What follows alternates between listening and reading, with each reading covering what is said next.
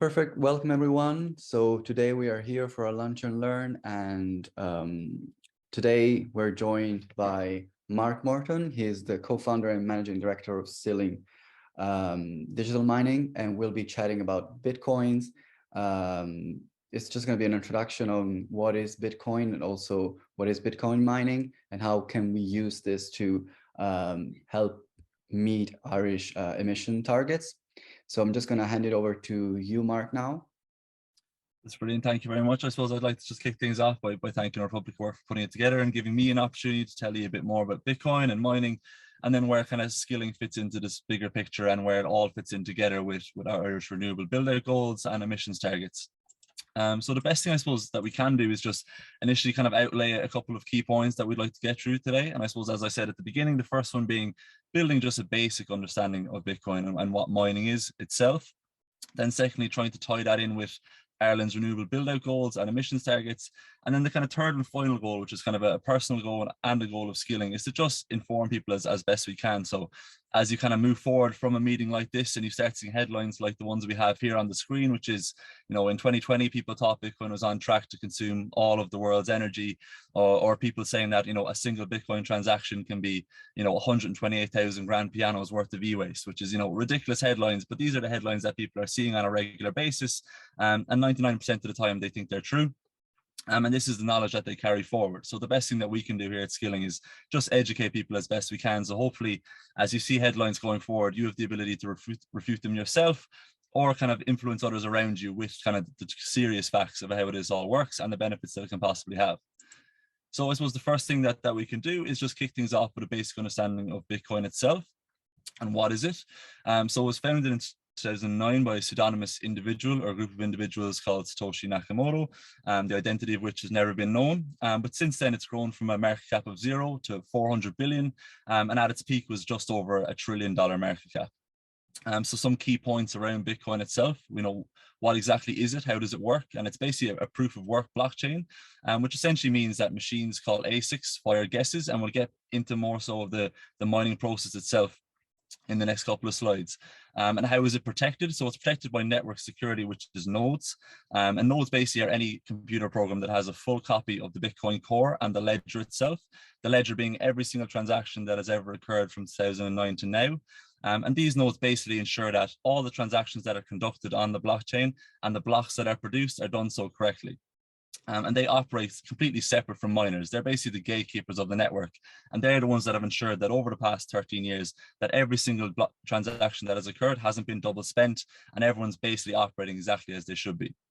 And the third and final part that I have here is basically the Lightning Network. So this is a term that I suppose a lot of people have never heard of. And a lot of the articles that you'd see that kind of says that Bitcoin can never operate as a payment layer, they don't even mention the Lightning Network. And essentially what the Lightning Network is a layer built on top of the main Bitcoin network.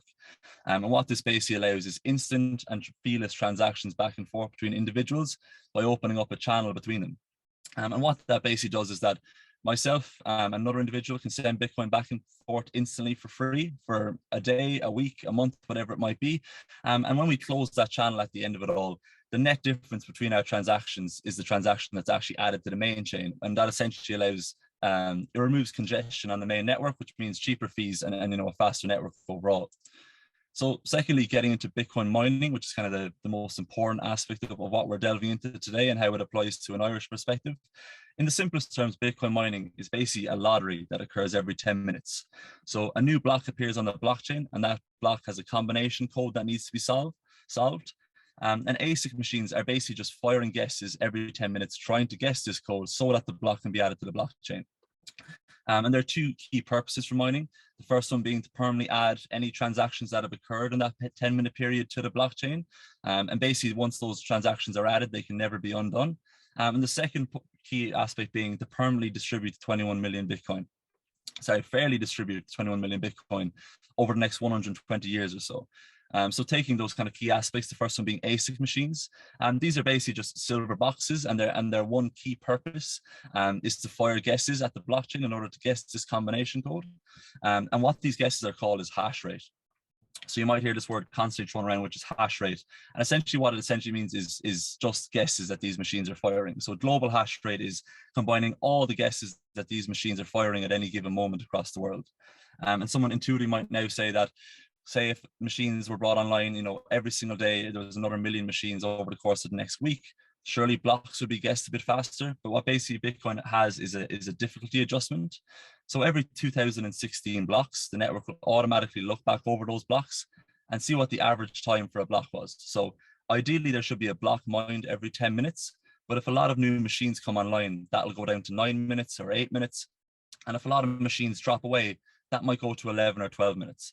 And so what the Bitcoin network automatically does is it looks back and adjusts the network so that that issuance stays at about every 10 minutes. And there's also a feature built in to the Bitcoin network, which makes it a deflationary currency. So any miner or any machine that's firing guesses is rewarded for doing so with a block reward. And every 210,000 blocks, this reward is halved. So at the moment, it's 6.25 Bitcoin to every miner that throws a guess at the blockchain. And after 210,000 blocks, that's going to be 3.125 and so on and so forth. And so when you combine this difficulty adjustment with the halving process, it basically translates to the last Bitcoin being mined in 2140. So a lot of people continuously ask us, why are you building a business that will probably be gone in 5 years? Not realizing that this mining process is going to go on for about another 120 years. So the whole concept of us running out of new Bitcoin to mine definitely isn't an issue at all. So trying to visualize, what we've just ran through and how it all actually works. And also kind of tackling some of those key headlines we saw at the first slide. There's a lot of assumptions that, for us to send a Bitcoin back and forth, that just in itself, that transaction emits carbon or leads to, a consumption of energy.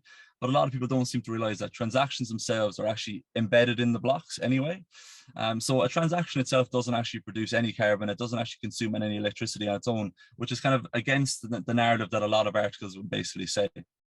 And so this is how it looks when a block is being formed every 10 minutes. So during that process, people will be sending Bitcoin back and forth, and these transactions will be getting embedded into blocks. And as soon as a machine guesses correctly, that block will be added to the blockchain, and all of these transactions that have been put in the block will be there forever.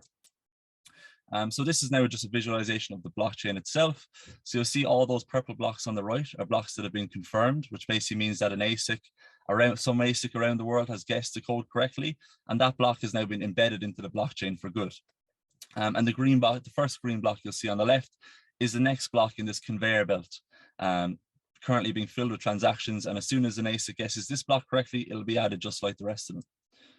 So someone instinctively asks us on a regular basis, which is, if I was to turn on a machine now, will I just get 6.25 Bitcoin for turning on a machine and guessing correctly? But given how many combinations there is for the codes that are on these blocks, it could take you about 27 years if you turn on a machine and just hope for the best. So what spawned out of this kind of general industry is mining pools, which basically is you join a pool and you start firing guesses the same as you would. But if someone else in your pool guesses correctly, you get a portion of the Bitcoin that's distributed to the pool. So instead of you getting 6.25 Bitcoin as an individual, the 6.25 Bitcoin is shared amongst everybody that's in the pool. And so as a result of that, if you are sending 500 terahashes worth of guesses, which is 500 trillion guesses, and there's 1,000 trillion guesses in the pool, you'll get 50% of that 6.25. But in reality, there's hundreds of thousands of guesses being sent in the pool. And so you might get 0.002 Bitcoin every single day. But I suppose what the key aspect of this is for large scale miners is that instead of investing, hundreds of millions or millions of pounds into these machines and never seeing your capex return to you, what a mining pool does is that it ensures at least you'll win a couple of blocks every single day. So while you're not winning the full 6.25, at least you're getting a consistent proportion of the Bitcoin every single day, which allows you to do your financial models and at least have some kind of idea when you'll pay off your infrastructure. So the next kind of part that we need to look at is taking everything that we know now about mining and about ASICs, is where does Scilling come into all this, and how does this just simple machine actually make a significant difference to Ireland's renewable build out and infrastructure goals. So I thought the best thing to do is, instead of walking everyone through this, is to just give them a visualization of our product, and then we'll walk through how it actually applies and who it's actually of benefit to. So it's because forewarning that it might be slightly loud for people that are listening, but hopefully it should be okay.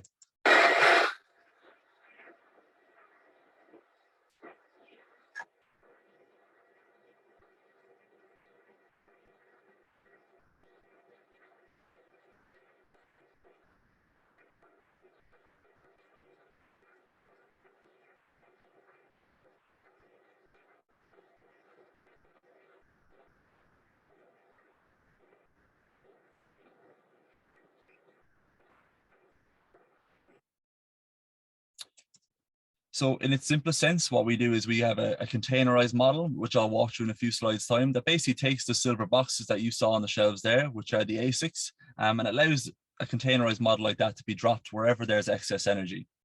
And I suppose to identify where this excess energy exists, it's worth looking at our grid system in a kind of basic understanding to see, what are the inefficiencies in the Irish grid system and why is this model and this product even worthwhile? And so Ireland's grid is heavily renewable, which basically means that we have a non-synchronous energy infrastructure, which basically means that our energy built out and our energy output isn't consistent. So renewable generation by nature has peaks and troughs. So there's a lot of times where there's too much energy being produced, and there's a lot of times where there's too little energy being produced. And what the Irish grid system is constantly doing is trying to manage this renewable generation. And so there's certain times where on any given site, you'll have a situation called constraint, which is where a wind farm is producing too much energy. And the best analogy I kind of have for it is that the wind farm itself is producing, Dublin rush hour amounts of traffic on the west of Ireland, and it's trying to funnel that energy on essentially back roads to get it to the likes of Dublin. And a lot of the time, this energy infrastructure can't handle that much energy, and wind farms are told to turn down. And the second kind of aspect we have, which is curtailment on the Irish grid, which is across the grid, we have about a heartbeat of 50 hertz, and the grid constantly has to operate at 50 hertz. And there's times where there's too much demand and that heartbeat drops and we need to cut demand, but there's also times when there's too much supply and supply needs to drop off. And what you need on the grid at all times are demand side assets that can scale up and down in order to keep the grid operating at this 50 hertz. So going back to what our product is, so we basically offer, a fully integrated turnkey solution for the monetization of stranded energy at source, which sounds like a mouthful, but essentially what it is, it's a custom server container housing that we have built with shelving and fans and Ethernet cables that allows you to put ASICs into these containers and drop them wherever there's excess energy. So who can actually avail of this? So there's two kind of key options, which are off-grid benefits and on-grid benefits. So the simplest being that a lot of people do understand and have heard of is wind and solar. So going back to the kind of wind farm aspect of it, which is if a wind farm is told to turn down, what you might do is you might install a container like our own full of ASICs, so that when they're turned down, instead of them turning down and losing revenue, they instead funnel that energy into a container like our own in order to monetize it. And another solution that solar farms can benefit from is solar by nature likes to be overbuilt for the economies of scale. It just makes sense. And so what you might do when you're overbuilding this solar is you might have a behind the meter situation where you might have a Pfizer or a Tesco that's buying the majority of the solar energy, but the rest of that solar is being wasted. And you can drop a containerized solution like our own in there to soak up that excess energy that exists throughout every single day. The second kind of meaningful contribution that Bitcoin mining can make to Ireland is in the scale out of anaerobic digestion. So a lot of people don't quite know what anaerobic digestion is because wind and solar is just so much more popular in Ireland at the moment. But in the kind of briefest terms, anaerobic digestion involves feeding a tank with farmer food waste, and as that decomposes, you get methane gas or biogas, which can be combusted to produce electricity. But one of the kind of key problems with the build out of small-scale anaerobic digestion in Ireland is that our electrical infrastructure isn't good enough in order to onboard the electricity that could be produced on farms. And so what Bitcoin mining basically does is it offers these small-scale anaerobic digesters on farms a constant buyer of off-grid energy. And what that will basically allow is to scale out, and it'll be a catalyst for the expansion of small-scale anaerobic digestion, because now you're essentially making this grid and location agnostic. So wherever the waste exists, you can put down an anaerobic digester and you can pair it with Bitcoin mining off-grid. And Bitcoin mining will allow both the anaerobic digester and the mining infrastructure itself to be paid off, irrespective of whether a grid is capable of taking that energy or not. And the last model, which isn't quite as popular in Ireland, is on flared gas. So on the oil and gas fields across the US, one of the kind of biggest issues they have is the buildup of methane gas while extracting oil and gas.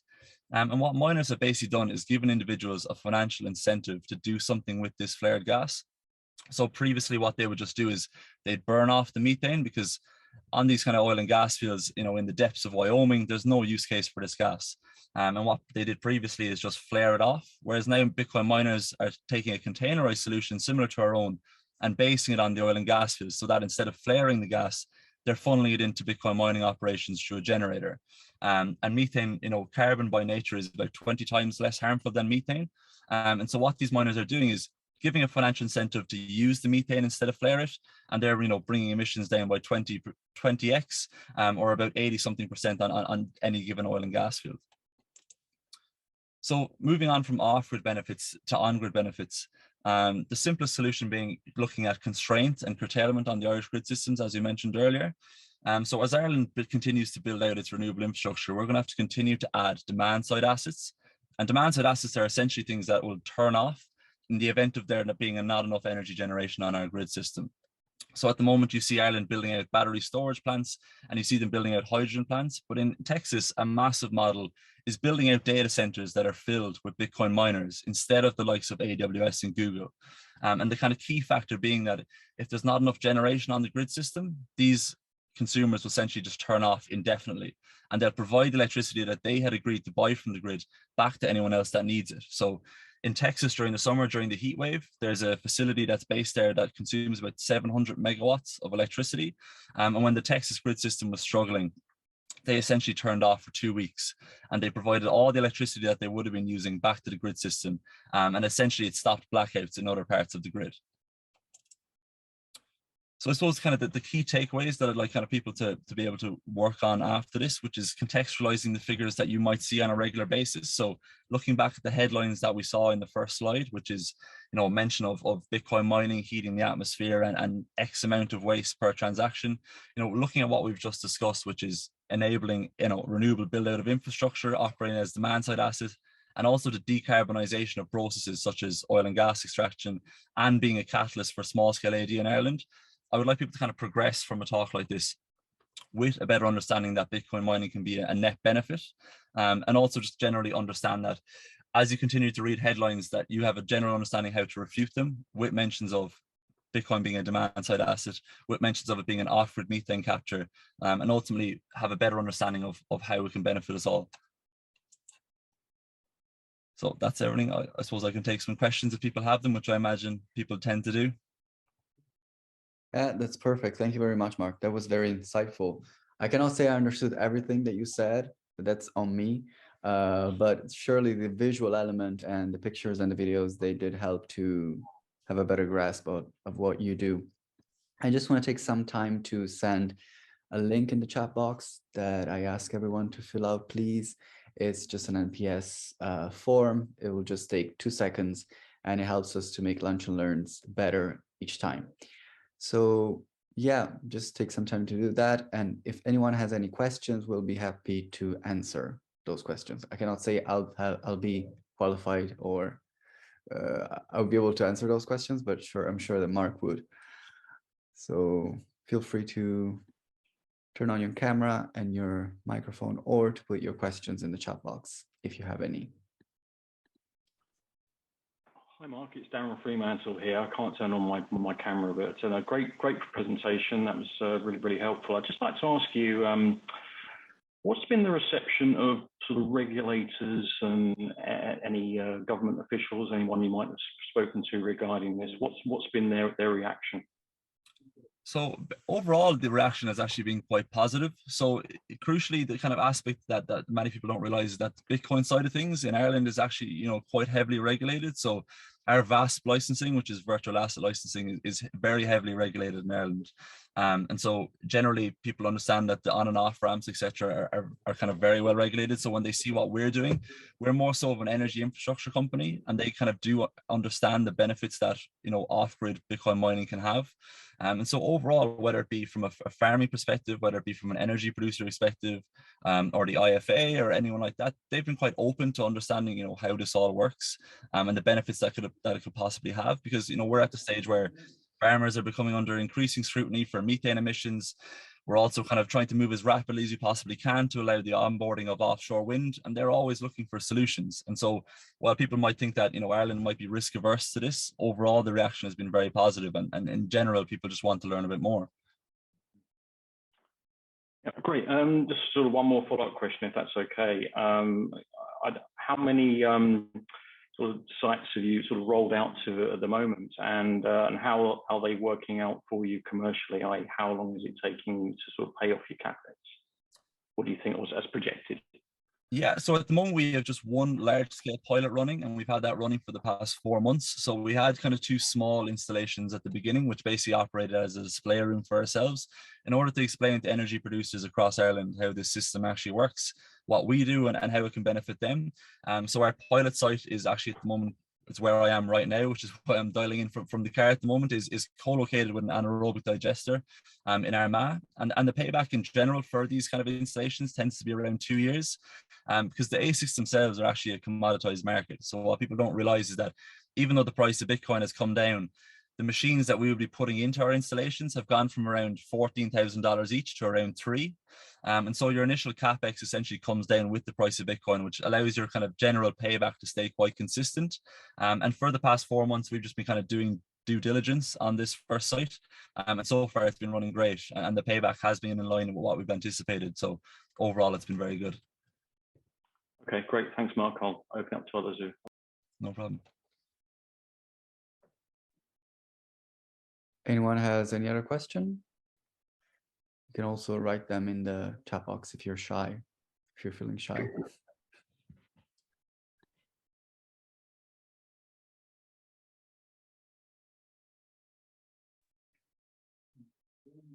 No, if not, we can wrap it up, or you can add whatever you would like to add. Mark, if there's anything you would like to say, anything you would like to add. No, I suppose the simplest thing is if people want to learn more, feel free to reach out to me. My email is there if anyone wants to reach out to me and get the slides that I've just ran through, or even organize a Zoom to learn a bit more about what we're doing. We're on Twitter at Scilling Mining, where we put up a lot of updates and a lot of videos about what we're doing and any possible installations that we have coming next, and visits that we try organize every now and again. So I'm always open if anyone wants to have a quick chat for half an hour and just try to get under the skin of what exactly it is we're doing and how it can benefit them. I'll be more than happy to chat with anyone that's interested. That's perfect. Thank you very much. Thank you very much to everyone that joined, and please fill out the form in the chat box. That's very important for us. And so, yeah, thank you very much. And we'll see each other next Tuesday. If you want to join our next Lunch and Learn, you can